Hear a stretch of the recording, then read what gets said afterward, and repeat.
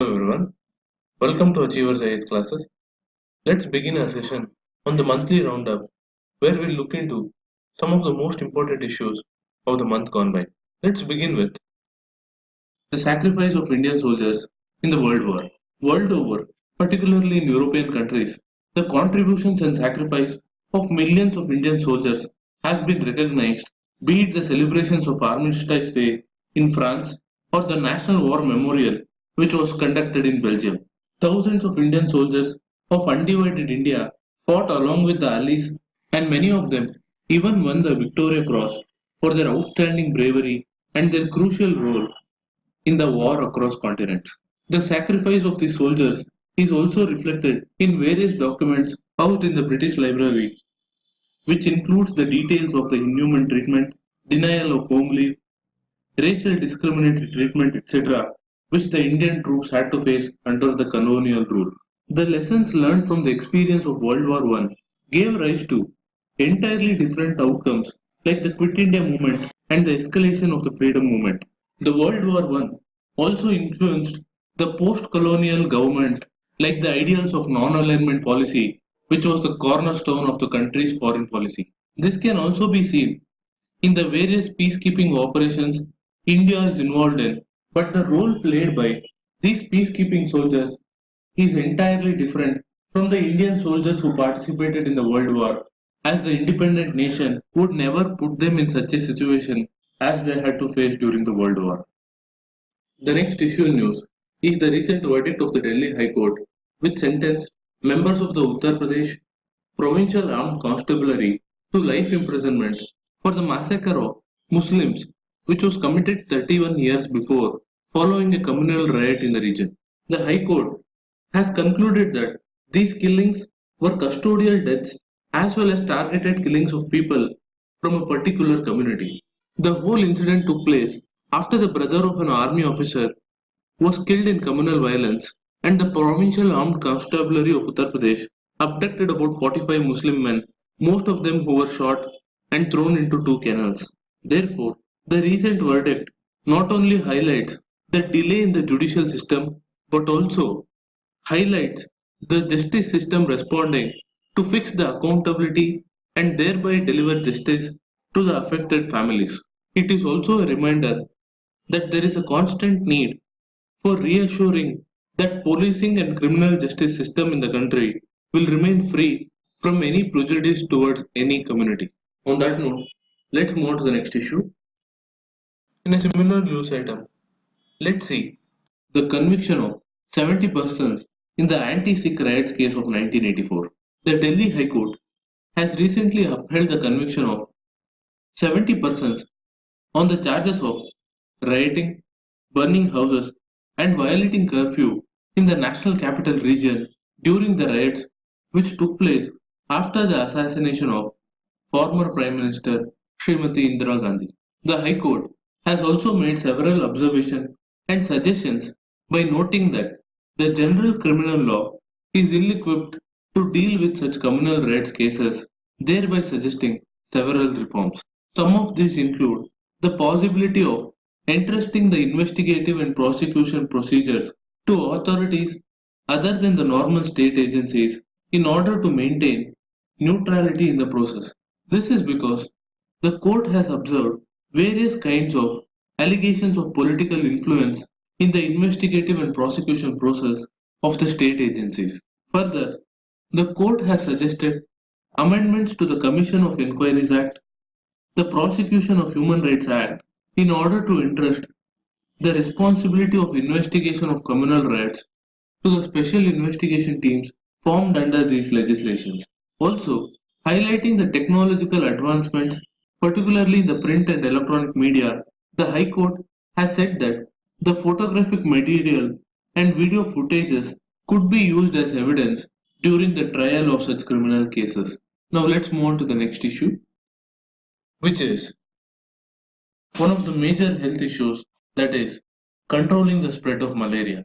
India has suffered a major burden of the disease for the past several decades with high levels of morbidity and death, but the recent World Malaria Report of the World Health Organization highlights that India's record at bringing down the incidence of malaria offers great promise in the quest to cut down the number of new cases and deaths and thereby end the epidemic by 2030. In this regard, the most notable efforts are from the state of Odisha, which has made investments in recruiting social health workers, distribution of insecticide treated bed nets, along with strategies to encourage health seeking behavior.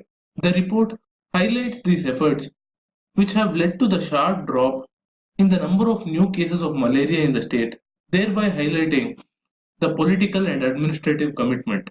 This observation should not lead to any complacency or reduction in the funds allocated to combating the disease, but instead, these strategies have to be replicated in other states, particularly the states of Chhattisgarh, Jharkhand, and West Bengal, thereby requiring an integrated approach and also to replicate Odisha's experience in using public health education as an effective tool to reach out to the remote populations. Given the emerging resistance to the treatment of this disease in countries like Myanmar, there is also a need for a coordinated approach between the countries in order to end the incidence of the disease. On that note, let's move on to the next issue, which is regarding the petition filed in the Supreme Court against the various amendments of the Prevention of Corruption Act. The amendments included punishment for giving a bribe, pre-investigation approval to begin a probe, as well as the sanction needed for prosecuting even the former officials with alteration in the definition of criminal misconduct. The amendments also included forfeiture of the property and a constitution for a special court to undertake the same. The recent petition filed in the Supreme Court has challenged these two amendments to the Prevention of Corruption Act, that is, the requirement of prior permission for the investigation of corruption offences and the alteration of definition of criminal misconduct from the previous act.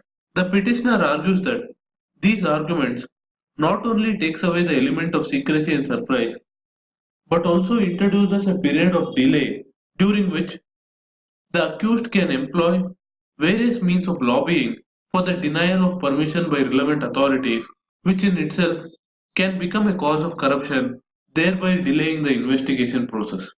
The next issue, which was in news, is the recent tragic death of an American in the North Sentinel Island in the Andaman and Nicobar Islands. This has led to a debate between convicting and punishing the tribals and integrating them into the modern society, both of which are misguided because Sentinelese are one of the particularly vulnerable tribal groups identified by the central government based on their primitive means of existence. The attempt made by the American man to contact these tribal groups is foolhardy and dangerous because no one is allowed to venture into the northern Sentinel Island without permission and elaborate precautions because these tribal community have lived in isolation and various degrees of protection are in place in order to safeguard them. Also, the Sentinelese have no immunity or resistance to even the commonest of infections, thereby requiring such higher degrees of protection.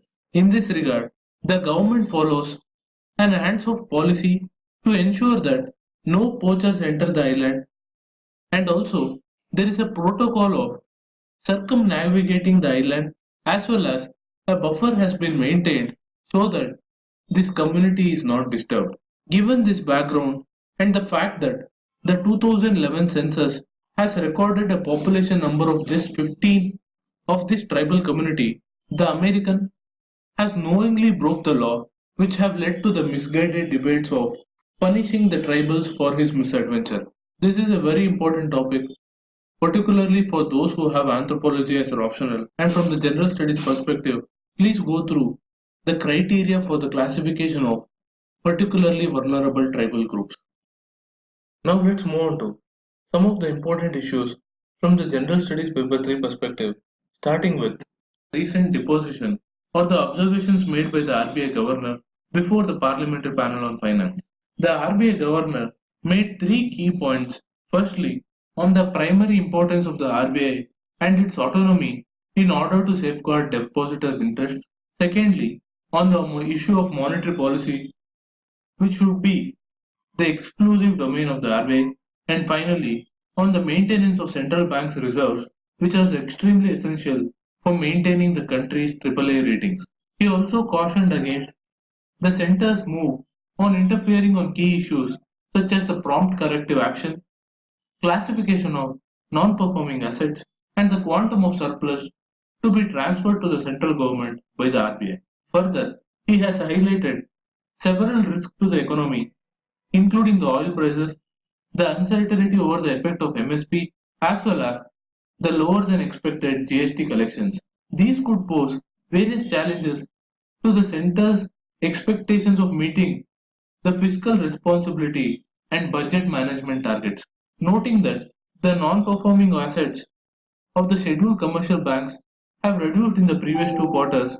He has however pointed that the profitability of banks was still negatively impacted due to the decline in earnings from various loan assets on down the higher provisioning requirements due to the deterioration in asset quality. Finally, the RBI has highlighted the slow pace of GST collections and the various farm loan waivers offered by many states, which could put pressure on the expenditure side of the government's finances. The next issue was regarding the revised GDP data. Newly released GDP back series has revised the growth rate of the previous years, thereby questioning the claim of the previous government of a high growth rate during its tenure. Such backcasting is a regular exercise that governments carry out in order to enable a precise comparison and analysis of the economic growth, which involves the inclusion of newer data sources, exclusion of outdated ones, as well as making certain subjective assumptions in the whole process. Given this, and also the change in methodology and the base year for the calculation of GDP, the back series data computed by the Central Statistics Office has now shown that the nation never grew in double digits in the year 2010-11, nor was it a high growth economy in the previous years as was claimed earlier. Further, it also shows that the Indian economy never really decoupled from the global financial crisis of 2008, which is reflected in a much lower growth rate as per the new numbers. The key takeaway from the whole exercise is that even though the method of computation reflects the latest United Nations system of national accounts, the policymakers should be aware that the data generated and the methods used has been thoroughly scrutinized by experts, including the past chief statisticians and the advisory committee on national account statistics. In this regard, India needs to invest more in data collection and integration, and more so with respect to the informal sector, and at the same time prevent the politicization of the issue. On that note, let's move on to the next issue, which is regarding Operation Greens. Operation Greens was announced in the budget speech of 2018-19 with an initial outlay of rupees 500 crores with a focus on three crops, that is tomato, onion and potato. The major objectives of Operation Greens are enhancing the value realization of these crops to strengthen the production clusters and the linkages to the market, price stabilization, reduction in post-harvest losses, and finally, setting up of a market intelligence network to collect and collate real-time data on demand and supply of these three crops. In this regard, the Ministry of Food Processing Industries has recently issued guidelines for implementation of the Operation Greens. The next issue news is regarding the UDAN scheme. The UDAN scheme, which stands for Uday Desh Ka Aam Nagrik, has various components and is aimed at improving connectivity and promote air travel. Under the regional connectivity scheme, the government has encouraged no-frills airport, capping of airfare and various other measures. Under the recent steps, the government plans to introduce seaplanes for various tourist destinations in order to connect certain selected destinations under the regional connectivity scheme. The government proposal includes various places like Bodh Gaya, Varanasi, Agra, and even the recently unveiled Statue of Unity at the Sardar Sarovar Dam. With that, let's move on to the next issue,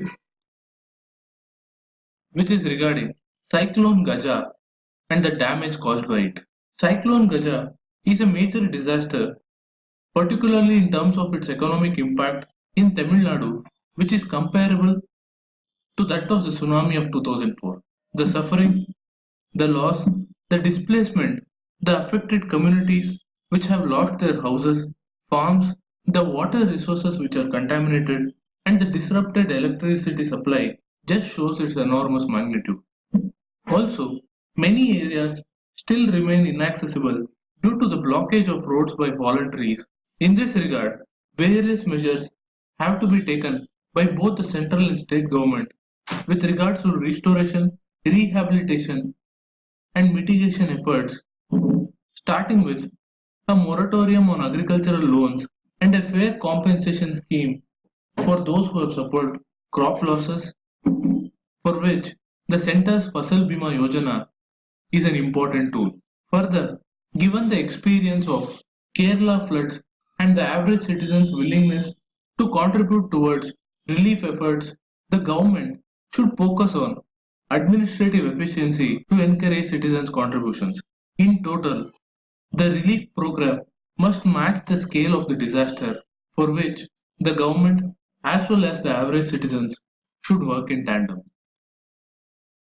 Now let's look into the actions needed to combat air pollution. Air pollution is one of the choking points for several northern states, particularly the National Capital Region, which is adversely affected due to the burning of agricultural residue in neighboring states of Punjab and Haryana. The problem is further aggravated by the burning of urban waste, diesel soot, vehicular exhaust, road and construction dust, as well as power generation. These factors have led to poor air quality rating for Delhi as well as other cities in the Indo-Gangetic Plain, thereby needing urgent corrective actions to tackle the menace.